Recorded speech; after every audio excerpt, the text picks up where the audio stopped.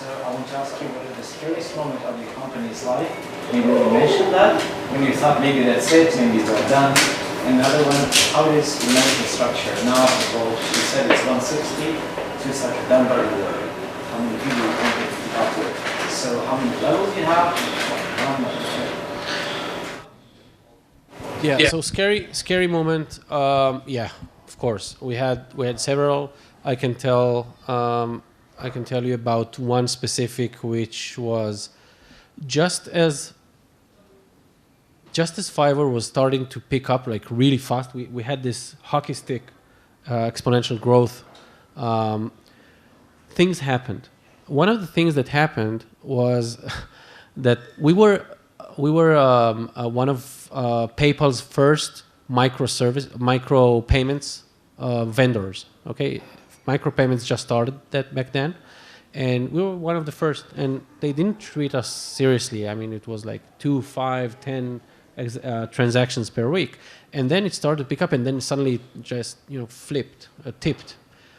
So they have these anti-fraud platform within PayPal that just, the funny thing is it was developed in Israel by people that we know.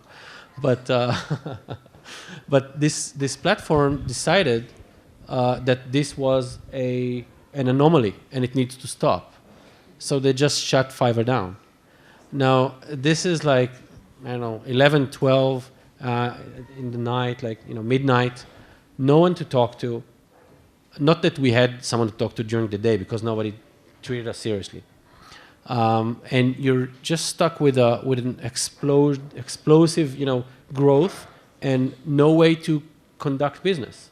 It's just very frustrating, and we actually thought that would kill us. We didn't know when it's going to be solved, and the most fucked up thing was that PayPal was not only not accepting transactions from Fiverr, it was also showing a message that this was a potential risky whatever, like a fraud, whatever, like the worst thing that you can hope for, and that was the scary moment. Now, for the org chart, structure.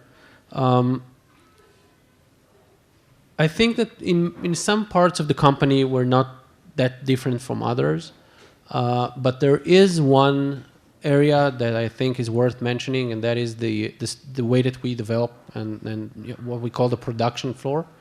When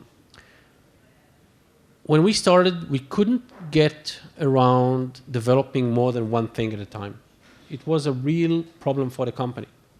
We had a few people that were real bottlenecks, me being one of them, and because you want to be involved in things that impact, the product and the user experience, especially early on. And we just couldn't fix that. Whatever we did, we tried all kinds of methodologies. We added more people to the team. The team grew. There was more noise, more management overhead over the development team, but we couldn't solve that. And at some point, I had a very interesting discussion with the CTO of Guild in New York. And Guild is a very interesting company. At the time, they had, I think, more than 500 engineers working in an environment where office space is very expensive, and the company was very fragmented among many, many offices. And they came to us, kind of developed a system for them to work where each office, as small as it may be, became its own independent, self-sustained unit that has all ingredients within in order to get something like an idea for a product, but then develop it and execute on it and test it and report back how it went.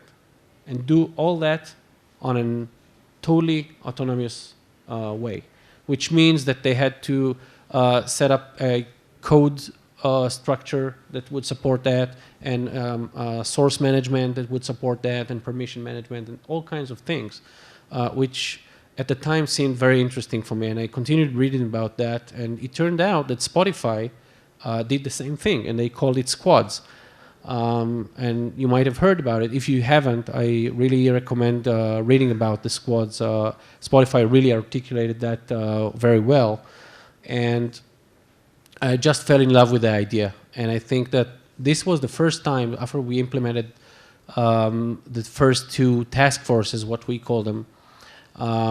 It was the first time that I saw the company actually executing on two major features at the same time without any showstoppers on the way or bottlenecks. But was the ultimate decision made in your office, or you just gave your baby to two squads and just watched how it's happening? Well, it doesn't happen over a day. It's a process, and it has to do a lot with everybody letting go and getting more people, more ownership of things, and trusting people basically. It has to do with hiring the right people again. Going back to hiring people who are better than you, and also having a system that kind of administers itself, so that I mentioned data-driven. If you are working on something that I might think is not going to be a good idea, then we have a discussion, and I obviously can have the final word, right? But what if you had this idea and you had the freedom to test it for a few days? And then you come to me with numbers and you say, listen, I had this idea. Then I have nothing left to say. So data wins discussions. And I think this is one of the things that led us to having this trust in those teams, because everything they do is measured and can be monitored and obviously analyzed. It's interesting. Yeah.